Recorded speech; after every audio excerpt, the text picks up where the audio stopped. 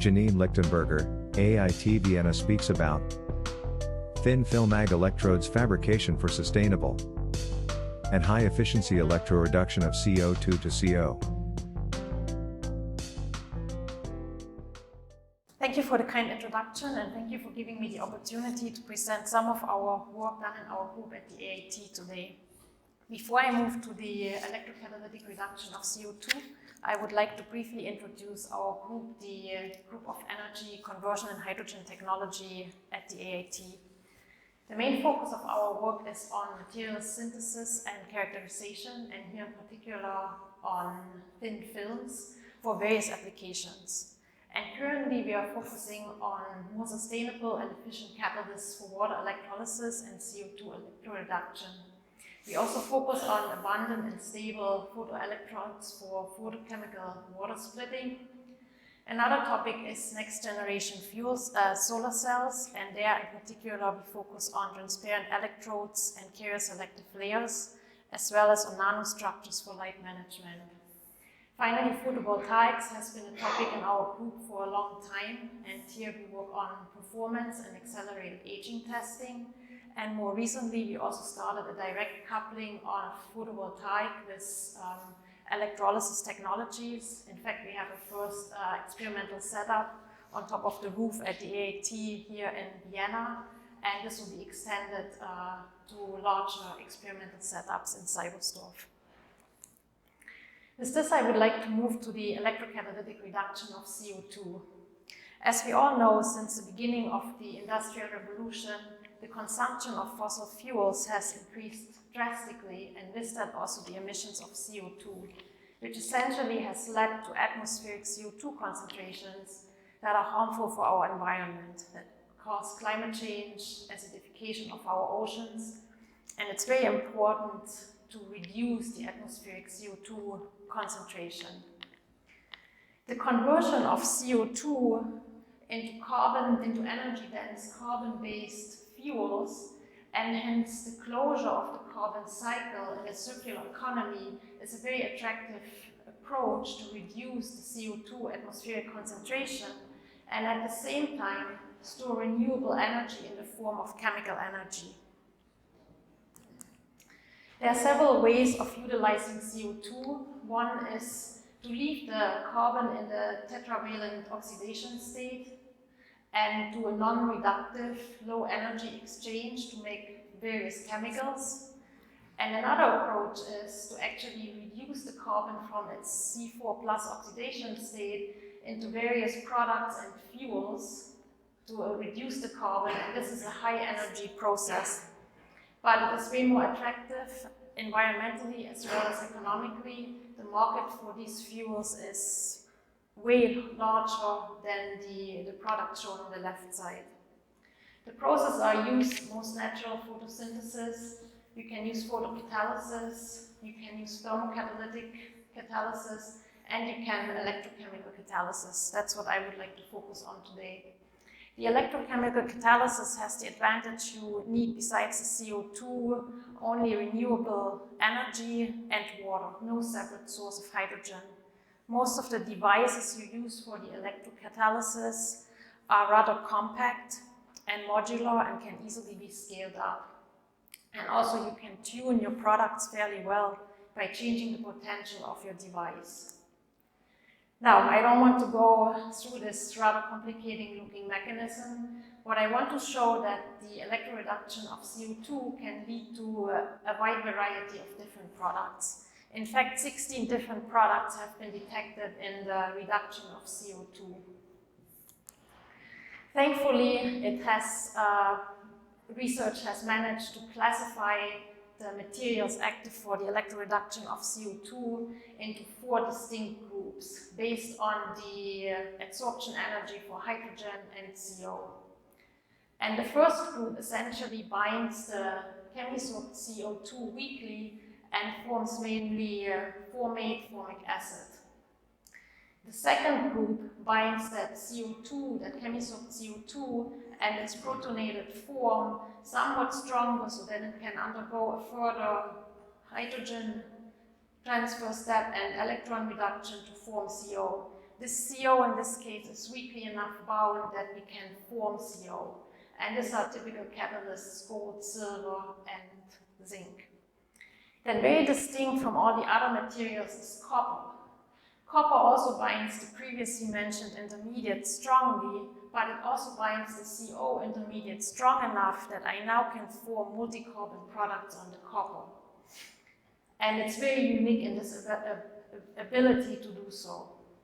And finally, we have a fourth group that has a very high adsorption energy for CO. So these materials are pretty much poisoned by CO, and they are only used for the reduction of water to H2. And in our group, we are focusing on the production of CO using silver catalysts. So the reduction of CO2 to CO needs 2 proton transfers and 2 electron transfers. We focus on CO as a product since it's a very versatile raw material. It can be used for the production of many organic products, and it's a component of syngas, which is, for example, used in the Fischer-Tropsch synthesis, which we have seen a fantastic movie before from Professor Schütt already. Due to the high stability of CO2 and the requirement of the electron and proton transfers, we need catalysts to overcome the slow kinetic and also to feature the product selectivity.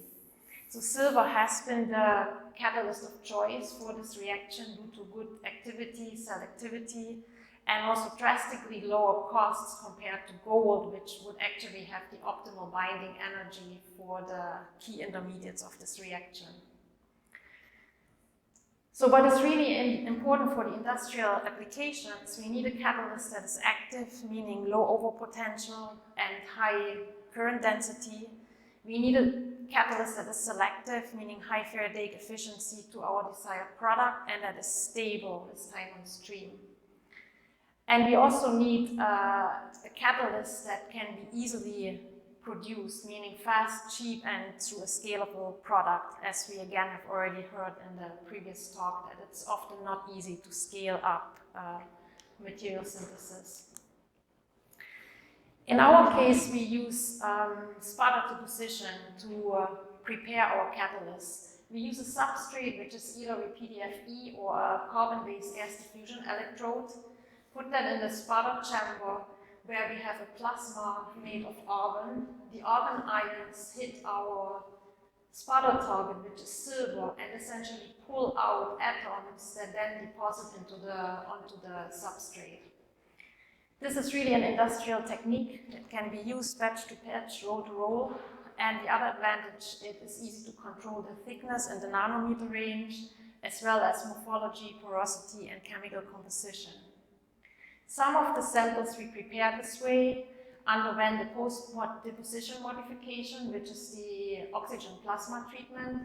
And again, here we can modify the chemical composition, porosity, and also morphology.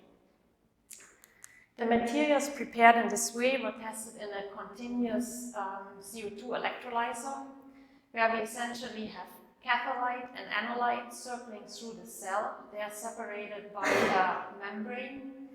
And our CO2 is introduced at the back of this gas diffusion electrode. So the CO2 diffuses through the gas diffusion electrode, and our reaction happens here at the triple phase boundary between silver catalyst, CO2, and the electrolyte.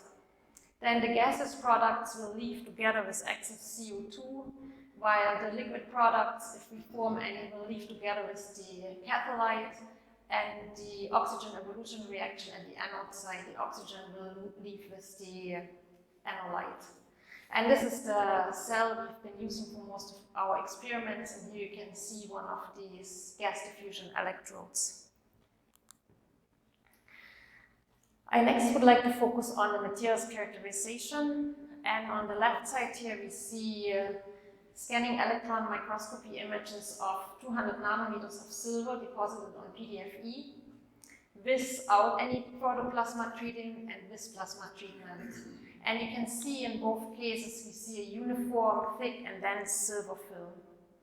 If we now look at the atomic force microscopy images, we can see differences between these two samples. In particular, we see a higher roughness and higher porosity of the oxygen plasma treated sample. So it looks like it created more defects in our silver film and achieved a higher porosity or perhaps even surface area. We also did X-ray diffraction experiments. The sample without the plasma treatment has the characteristic bands of metallic silver, and we also see some of the PDFE. However, after the plasma treatment, we can see that the bands corresponding to metallic silver are much lower, and we now also see features that belong to the silver oxide, so meaning that we also created some silver oxide on our sample during the treatment. We also looked at the electrochemical surface area. The electrochemical surface area can be calculated by dividing the double layer capacitance by the specific capacitance. Since this is harder to access and really the same for our materials, we are just focusing here on the double layer capacitance, which can be accessed experimentally through cyclic voltammetry. So what we did is we measured the capacitive current that's associated with the charging of the transfer of the double layer at various scan rates. And if you then make a plot of the scan rate versus the capacitive current, you obtain straight lines, and the slope of these lines represents the double layer capacitance. And we can see our sample rate after sputtering has a lower double layer capacitance than the sample treated for 12 seconds in the oxygen plasma. And this again has a lower electrochemical surface area than the sample treated for 36 seconds at the oxygen plasma. So it looks like the electrochemical surface area is higher after the plasma treatment. We then moved on to the electrochemical reduction of CO2. And what you can see now is the linear sweep voltammetry in an inert atmosphere as well as in CO2. And you can see in CO2 a catalytic wave at the onset of a potential of about minus 0.8 volt versus RHE, and this can be assigned to the reduction of CO2. There's a slight difference, it's slightly lower than onset potential for the plasma treated sample, but it's not a big difference. We also see a catalytic wave in the inert material, in the inert gas, and this is likely due to the proton reduction, to the water reduction in helium. We then performed the catalytic reduction at various potentials. It was always 15 minutes at one potential, and you can the samples shown here is again in red the plasma treated 200 nanometer silver on PDFE, and the sample without the plasma treatment. In both cases, you can see that the current density in the dots here is increasing with increasing potential. Hence, you increase the driving force and you have a higher current density. And you can see that the finally obtained current densities are slightly higher in the case of the plasma-treated samples. The products we detected via online gas chromatography were only CO and hydrogen. We've also not seen any liquid products. And you can see again at the highest potential we observe around 90% of CO. We then looked at the long-term performance of these two samples for 24 hours. And you can see that the current density is actually very stable for the 24-hour period we looked at, with a slight decrease at the beginning, but then very stable. The Faradaic efficiency towards CO is also rather stable, averaging about 80% at the end of the 24-hour term for our plasma-treated samples, and about 70% Faradaic efficiency in the case of our not plasma-treated sample. So pointing out again that the plasma treatment does some changes on the active sites of the catalyst. We also looked at catalysts with different amounts of silver. We have the 100 nanometers silver, 200 nanometers, and 500 nanometers, all plasma treated. And you can see if we increase the amount of silver, we can increase the current density and also the Faradaic efficiency towards CO.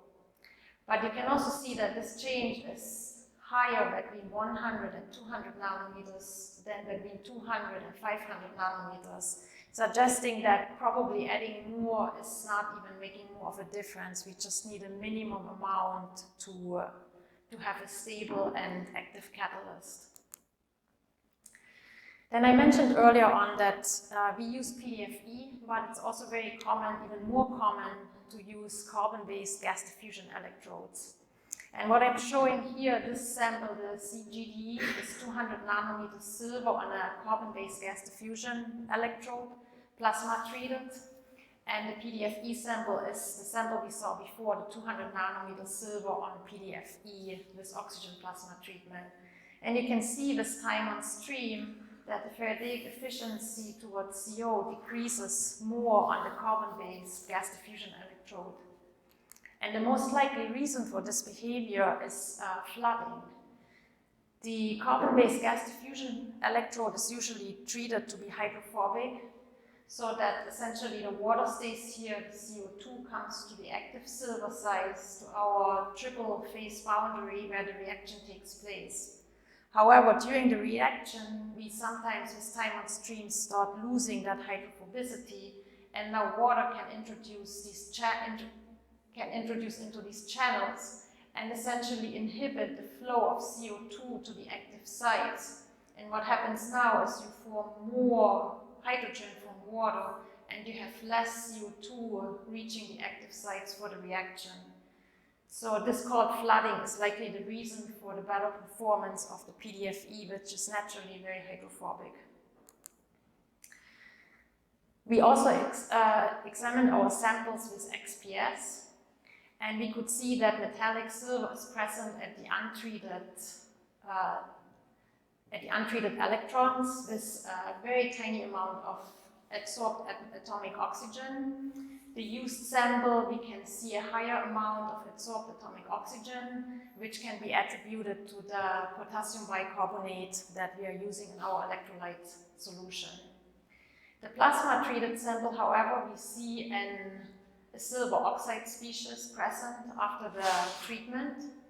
However, on the used sample, we do not see that, suggesting that in the reductive reaction environment we have, that the silver oxide is very quickly reduced to metallic silver. And we again see the adsorbed atomic oxygen. So this suggests that the higher electrochemical surface area we saw for the plasma-treated samples and the slightly better performance is not due to the presence of silver oxide on the surface, but more likely due to the restructuring that has happened on the surface during that oxygen plasma treatment. With this, I would like to conclude my talk. We've seen good current densities on our samples. They have shown a good stability and high selectivity for CO production. We've used a preparation method that is easily scalable. And we showed that the PDFE is superior in behavior compared to the carbon-based gas diffusion electrode. The next steps, we would certainly like to optimize our cell design. We have seen we had still quite some error bars in the long-term stability, so we want to focus on a more stable operation and also change the experimental setup and cell in a way that we can really boost the current density. We're also very interested in trying different metals. We can, for example, sputter a combination of silver and copper onto the electrodes, which would be very interesting. And we're interested eventually to go into more in-depth characterizations. With this, I would like to thank my colleagues, as well as our collaborators and the whole team at the AIT. Thank you very much for your attention, and I'm happy to answer any questions.